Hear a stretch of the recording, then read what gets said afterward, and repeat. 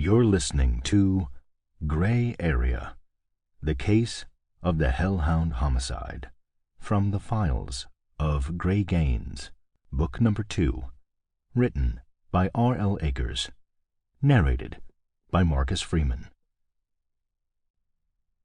Note: the author has deemed this narrative inappropriate for children under 13, for the depiction of a grisly murder scene, the descriptive mutilation of a human body, discussion of scary supernatural creatures, and mild language. Dedication. In honor of that greatest sleuth of all time, and the English gentleman who penned him. Gray Area. Chapter 1. Sunday, August 9th, New York City. The row of designer suit coats hung neatly on the rack at one of New York's finer menswear establishments, 1,000 stylish options in shades of black, brown, blue, and beige, and all of them were gray. Grayson Gaines, NYPD detective 3rd grade, pulled one jacket from the rack and rehung it sideways, stepping back to inspect it with a critical eye. It was Angora, 2-button, single-breasted but double-vented, with traditional flap pockets and the additional ticket pocket Gray had always preferred. Peak lapels. Leaning close, he could tell it was a check pattern, but what was the color? A figure appeared at Gray's elbow. "Bold choice?" the man said, his tone neutral.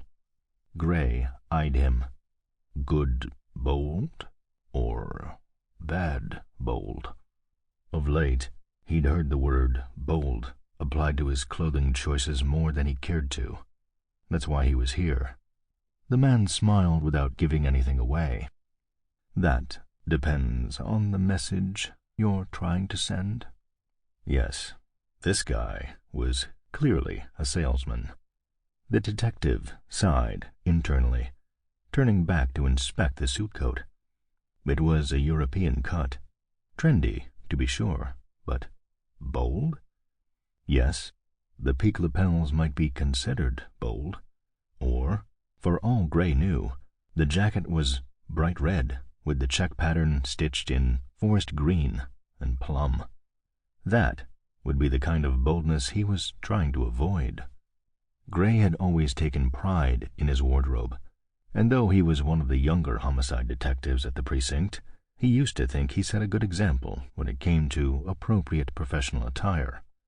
That had changed 4 months ago.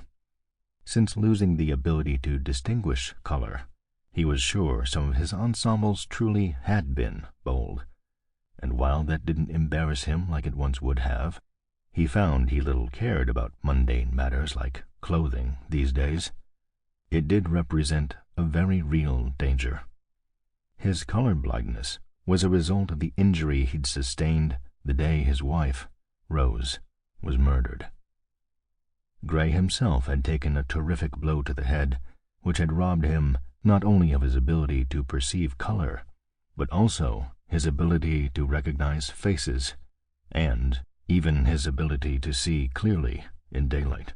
And it was imperative that no one else at the NYPD learn of these infirmities, for as soon as the department found out, he would be forced into early retirement. Gray needed to find his wife's killer first. Perhaps something a little more traditional would be safer, the clerk said, interrupting Gray's thoughts.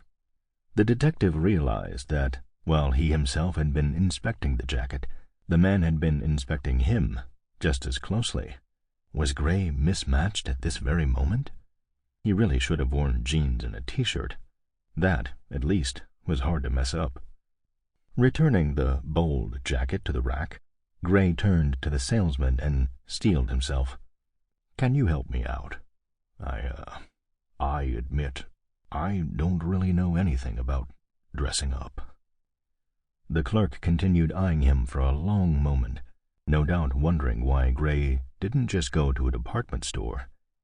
He'd actually been tempted to do exactly that, but it's hard to buy off the rack once you've... Sample complete. Ready to continue?